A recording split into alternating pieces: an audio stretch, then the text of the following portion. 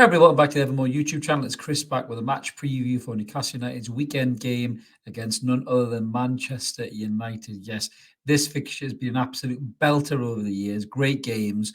Normally with Newcastle United coming on at the end of a bad result, but in recent years we've actually done quite well against Manchester United. So I'm really looking forward to getting stuck into this, talk about the lineup, talk about where we think the game may be won. And just give our thoughts really on the game itself and the grand scale of what a result could be. Just before we do, a little reminder, if you haven't already, please consider subscribing. We'd love you to come on board. We're just under 2,600 subscribers, so I've had a massive growth in the year and change that we've been Evermore. So we really appreciate everyone who smashed that button. Just come and join us if you haven't. All free chat. 2 shows Mondays and Wednesdays. Pop-up videos just like this. You won't regret it. Great stats, great chats, and just, general Newcastle United banter, really. So we'd really love you to help us get the 3,000. That's the next milestone for us. So go on, you won't regret it. Hit the button. So let's get stuck in. And yes, so we're playing against Manchester United. It's Sunday, 4:30 kickoff at St James's Park. We've had a bit of a break for international duty. The boys have been away in Dubai, sunning themselves, having some R&R, according to Callum Wilson, which is really good because I think a lot of the players were a bit fatigued.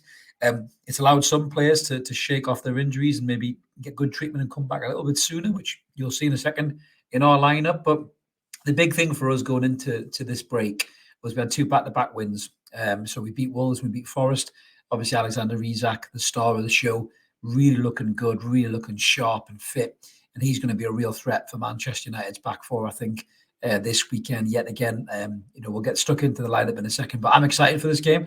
If we beat Manchester United, we go ahead of them in the table, which is phenomenal in this race for top 4. This is a game that we do need to win, I think, in my opinion, to keep the top 4 dream alive, and just hope that Spurs self-implode after getting rid of Conte. And I think the standard manager has got a worldwide ban. I think what a time to be a Spurs fan. But anyway, we're not talking about Spurs. We're talking about Newcastle and Manchester United. So let's get stuck in then.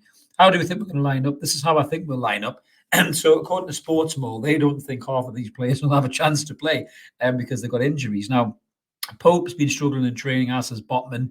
I think he pulled out the Dutch squad because he had a stomach problem or something like that. But I think both of those will be past fit to play. So we'll have our trusty back 5. Burn will continue at left back. I know I've had concerns about him in that area. I do think in the summer we probably will sign a left back. But yeah, Burn's done a good job there. So he'll slip in at left back. Obviously, Trips looks fantastic. Great form in the last couple of games. Sean Botman's a really good back too. And obviously Nick Pope in the goal, unlike the cup final, which we're looking for revenge for, will be starting in the middle of the goal. Midfield's an interesting one. So Joe Litton's back from suspension. A lot of you may think this is harsh on Shaw Longstaff, who's been brilliant. To be fair, I've backed Shaw at the hill. I think he's had a great season. I think Eddie Howe's definitely getting the best out of him as a player. But I think Joe Litton comes back into the side for me. He's so integral to how we play.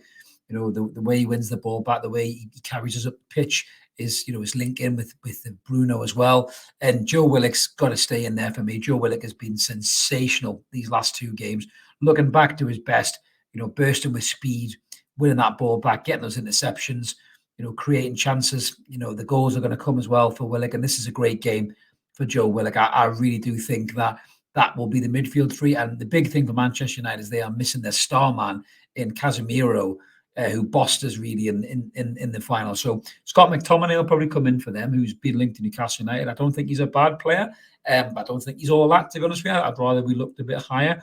In terms of quality, yes, I know he's got 4 goals for Scotland in the last couple of games, but I think McTominay in for Casemiro makes them weaker. And I think that midfield 3 could really take advantage of this, especially, at home under that crowd, at St James's Park, war flags flying and everything as well. I really do think that the midfield could be where we win the battle. Now, the front 3 is an interesting one. So Sportsmole have gone completely different to me. And I like Sportsmole. I normally use them as a good reference point. But Sportsmole have gone for Maxi, Isak and Joe in the front 3. And they've dropped Sean Longstaff back into the midfield 3 alongside Bruno and Willock. And that could happen as well. That could easily happen if Anthony Gordon isn't fit enough from this ankle injury. He looks like he's shaking it off. I think he's talked about being fit, being ready. Miggy's been looking good in training. The break has really helped. I think these 2 players. Miggy's super fit anyway. He's like a fucking T1000, isn't he? He gets cut and then this liquid appears and he seems to be bouncing back straight away. Does Miggy's? I'm not even sure he's human at times. But I do think that Gordon will come in and start this game. I think that being over in the trip in Dubai, I think Eddie Howe's talked about it's great to get embedded into the squad with the lads and stuff like that as well. Same as Harrison Ashby. But I think we're going to have to unleash Gordon at one point. And if he's shaking off an ankle injury and he's looking sharp in training, I think Gordon's got a good chance to start this game. Possibly the other wild card could be Elliot Anderson on that left-hand side. Anderson looked brilliant against Nottingham Forest when he come on. Massively robbed of a goal. Made some great runs as well and just looked really, really good. So, Howe might continue with Anderson in that position. He might say, go on, young lad, have your start in front of the crowd. Hometown boy, show us what you can do. But I don't think Maxi is going to start. I think obviously he's had that knock. And I get the feeling that Maxi's really fallen down the pecking order. I really do. I know all the Maxi fanboys will start giving me shit in the comments now, which you're entitled to do. I don't hate Maxi as a player.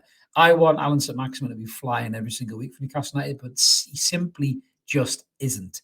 He can't seem to have a consistent run of form.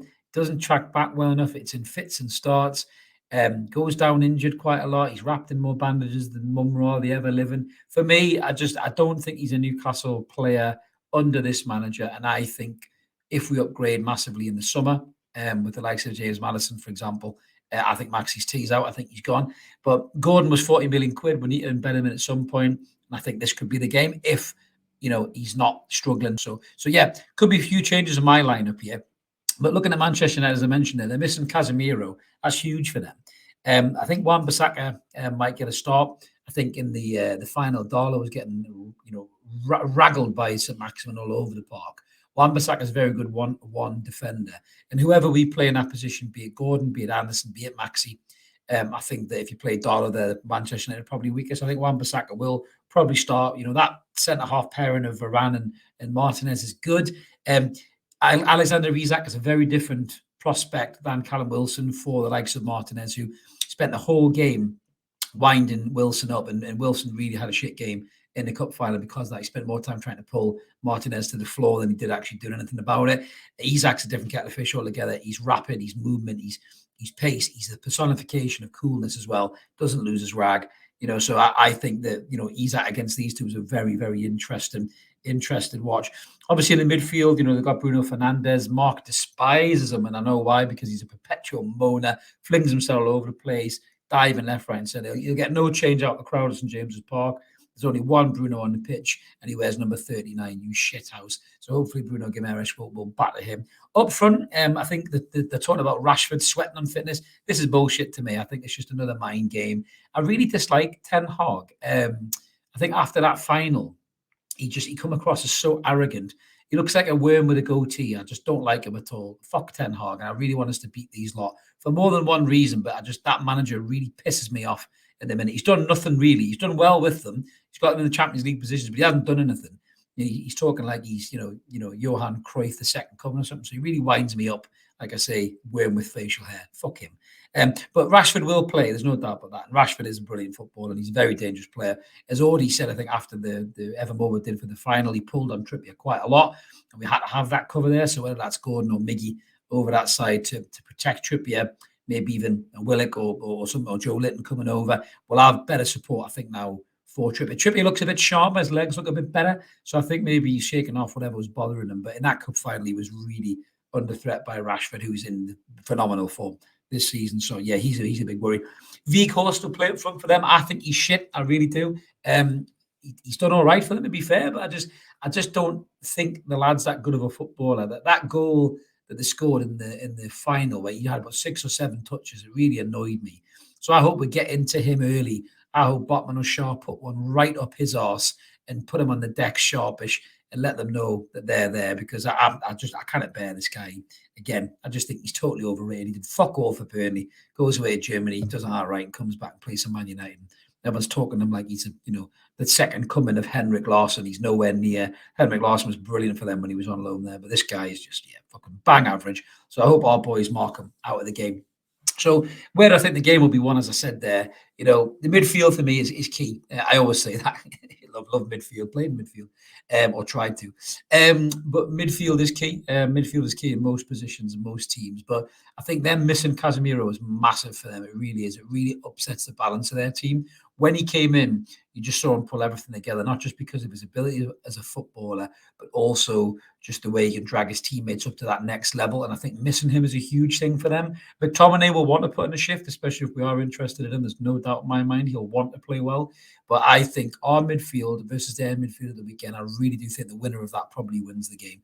And I would back our midfield in terms of the qualities that we have and the form that the guys are in as well. And Isak up front, I think, him versus Rashford is the big one, really. Who's going to outshoot who, really? But this is a game that Alexander Isak will relish. He's in good form. He wants to play these big teams and big games. Under the lights at St James's Park. Probably, will it be dark by that time? Probably will be. 52,000 mags screaming Isak's name. He'll want a piece of that, and he'll want to score goals.